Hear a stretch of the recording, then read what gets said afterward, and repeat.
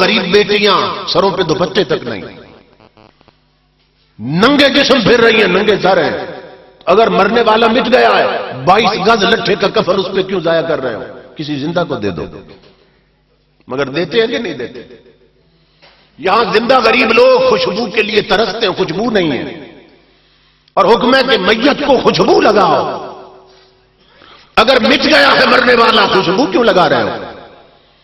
مگر اللہ رب العزت نے فرمایا نادان یہ مٹا نہیں ہے، اسے غسل بھی دو، اسے نئے کپڑے پہناؤ، اسے خوشبو لگاؤ، اور ادب سے لے کر اسے قبر تک لے جاؤ. کیوں؟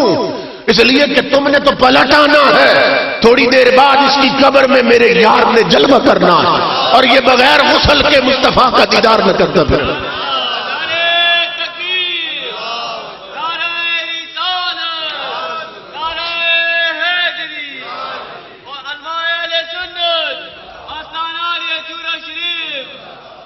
یہ بغیر غسل کے مصطفیٰ کا دیدار نہ کرتا پھرے.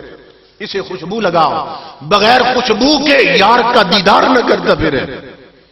خوشبو بھی لگی، لباس بھی بدلا، اور کہا جب لچاؤ قبر میں اس کا چہرہ بھی قبلے کی طرف کر دو، رخ پھیر دو قبلے کی طرف، کہ ادھر سے ہی یار آئے گا، ادھر سے ہی یار آئے گا. حفیظ جلندری مرحوم نے ایک سوال پیدا کیا تھا اور شاہ نصیر الدین نصیر نے اس کا جواب دے دیا. حفیظ کہتا ہے جہاں قطرے کو ترسایا گیا ہوں وہیں ڈوبا ہوا پایا گیا ہوں، سپرد خاک ہی کرنا تھا مجھ کو تو پھر کاہے کو نہلایا گیا.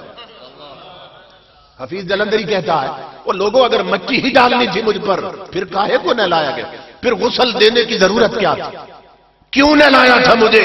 شاہ نصیر الدین نصیر جواب دیتے ہیں، کہتے ہیں اس لیے غسل دیا کہ نظر بعالم پاکیزگی پڑے ان پر مسافران لحد، اس لیے نہا کے چلے. کہ نظر بعالم پاکیزگی پڑے ان پر مسافران لحد، اس لیے نہا کے چلے. تو موت ہمیں اس لیے ہوا لگتی ہے، اس لیے ڈرتے ہیں موت سے کہ ہم نے موت کی کوئی تیاری نہیں کر رکھی. تو جنہوں نے تیاری کر رکھی ہے موت ان کے لیے تحفہ بن جاتا، تحفہ بن جاتا. حضرت ربی بن ہراش اور ربی بن ہراش دو بھائی تھے، اور انہوں نے قسم کھائی تھی کہ ہم جب تک یہ یقین نہ کر لیں کہ ہم جنتی ہیں ہم پہ ہنسنا حرام ہے. زندگی بھر دونوں بھائی نہیں ہنسے، اتنا خوف تھا. فرمایا کرتے تھے کہ اگر دوزخ جانا ہے تو پھر ہنسنا کیسا، ہمیں تو اس کی فکر ہی کوئی نہیں. کہتے تھے دوزخ جانا ہے پھر ہنسنا کیسا، تو جب تک یقین نہ ہو کہ ہمارا ٹھکانہ جنت ہم کیسے ہنسیں. اسی طرح ایک بزرگ تھے، راستہ چلتے اگر کوئی کہتا نا السلام علیکم وعلیکم السلام، سلام دعا ہوتی، کوئی پوچھتا حضرت کیسے حال ہے آپ، تو رو کر ہمیشہ یہی جواب دیتے، فرماتے دوزخ سے بچ گیا تو سب خیریت،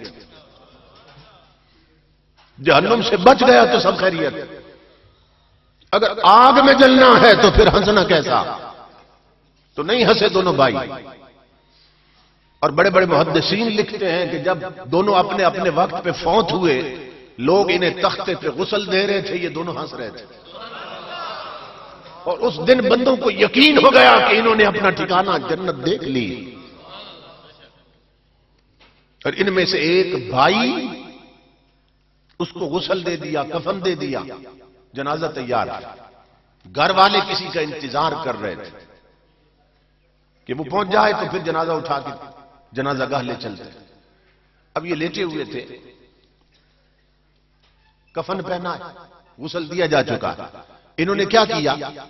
اپنے چہرے سے خود کپڑا ہٹا دیا، اپنی آنکھیں کھولی اور گھر والوں کو کہا، فرمایا گھر والوں کسی بندے کا انتظار نہ کرو، میرا جنازہ کیوں لیٹ کر رہے ہو؟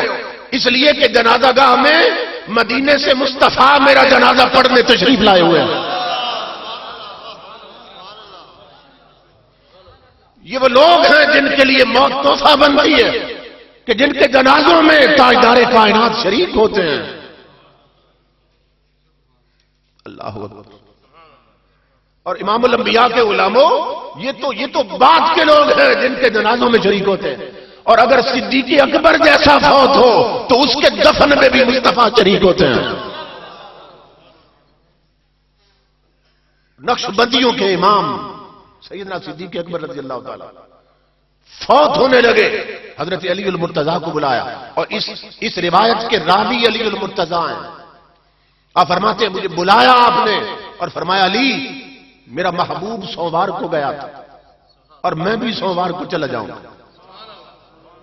علی تجھے وصیت کر رہا ہوں کہ جن ہاتھوں سے علی بھائی تو نے رسول اللہ کو غسل دیا تھا انہی ہاتھوں سے مجھے بھی غسل دینا۔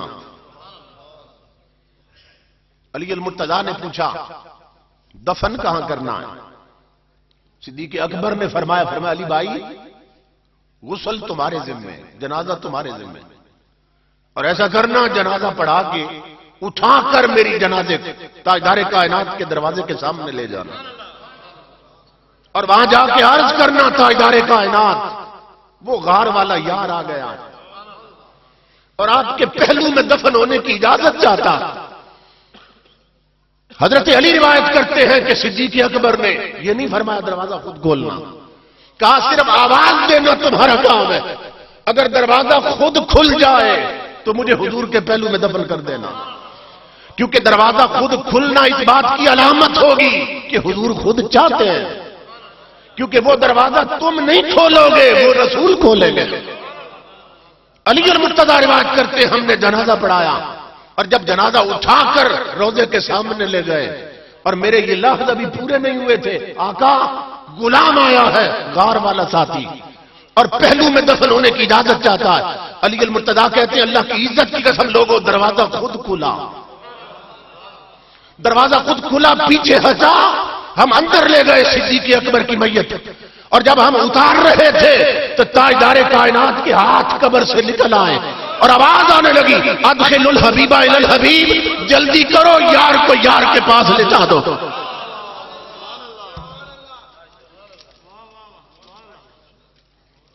امام الانبیاء کے غلاموں، یہ وہ لوگ ہیں جن کے لیے موت تحفہ بن جاتی ہے، یہ وہ لوگ ہیں جن کے لیے موت تحفہ بنتی ہے، اور تاجدار کائنات جنازوں میں بھی شریک ہوتے ہیں، تاجدار کائنات ان کے دفن میں بھی شریک ہوتے ہیں۔ یہ اعزاز کس کو نصیب ہوا کہ تاجدار کائنات آواز دے ادخل الحبیب الی الحبیب، کہا جلدی کرو یار کو یار کے پاس لٹا دو۔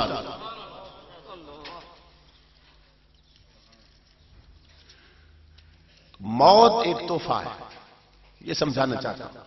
ہم ڈرتے اس لیے ہیں کہ ہم نے تیاری کوئی نہیں کر رکھی، اور یہ جو کنسیپٹ ہے نا، یہ تصور کہ موت اچانک آتی ہے، یہ بھی سمجھ لیں کہ موت ہم جیسوں کو اچانک آتی ہے، اللہ کے ولی کو موت اچانک آ ہی نہیں سکتی، یاد رکھیں۔ ہم جیسوں کو موت اچانک آتی ہے، کیسے؟ کہ ہم نے تیاری کوئی نہیں کی، اس کے لیے تیار ہی نہیں تھے، آئی اور لے گئی تو اچانک آئی تھی۔ تو ہم جیسے ہم غافل لوگ ہیں، غفلت میں آئی موت اور لے گئی، تو ہمیں تو اچانک آئی۔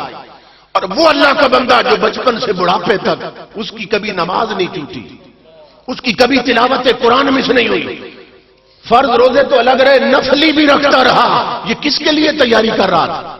وہ اسی مرحلے کے لیے تو تیاری کر رہا تھا، وہ یہ تو زندگی بھر تیاری کرتا رہا اسی کے لیے، تو اسے موت اچانک آئی کیسے؟ اسے نہیں آ سکتی جو تیاری کر رہا ہے، یہ ہم جیسوں کو آتی ہے جو غفلت میں ڈوبے ہوئے ہیں۔ تو تم موت کی تیاری کر، ولیوں کے عرس میں آنے والوں، اولیاء کے آستانوں پہ آنے والوں، یہی مقصد ہے ان آراز کا کہ ہمیں فکر لگ جائے کہ ہم نے جینا کیسے ہے، اور فکر لگ جائے پھر مرنا کیسے ہے۔ موت مٹانے نہیں آتی، اور بلند کرنے آتی، اور بلند کر دیتی۔ اس لیے یہ کامن سینس کی بات ہے کہ جب زندگی ایک جیسی نہیں سب کی، یعنی کردار ایک جیسا نہیں، تو موت تو نتیجہ ہے، تو پھر نتیجہ ایک جیسا کیسے ہوگا؟ کوئی فیل ہوگا، کوئی پاس ہو جائے گا۔ قبر میں امتحان ہے، 3 سوال ہوتے ہیں، آپ جانتے ہیں، سنتے رہتے ہیں۔ ایمان سے بتائیں کہ امتحان بندہ جب پاس کر لیتا ہے تو اور ترقی کرتا ہے یا اور نیچے بھیج دیا جاتا ہے؟ جب پاس کر لے تو ترقی کرتا ہے نا۔ تو قبر میں جب امتحان ہو رہا تھا، سوال ہو رہا تھا، اس وقت وہ موجود تھا، جسم بھی سلامت، کفن بھی سلامت، جب امتحان دے رہا تھا۔ تو اب جب امتحان اس نے پاس کر لیا اور پہچان لیا حضور کو، تو کیا اب مٹا دیا گیا؟ یہ بات عقل میں آتی کہ امتحان میں تھا تو جسم بھی سلامت تھا، کفن بھی سلامت، اور جب امتحان پاس کر لیا تو اب اسے مٹی کر دیا گیا۔ یہ عقل کی بات۔ ایک دلیل دے رہا ہوں، تاجدار کائنات نے فرمایا، آقا نے فرمایا قبر المؤمن روضۃ من ریاض الجنہ، مومن کی قبر جنت کے باغوں میں سے ایک باغ ہوتی ہے۔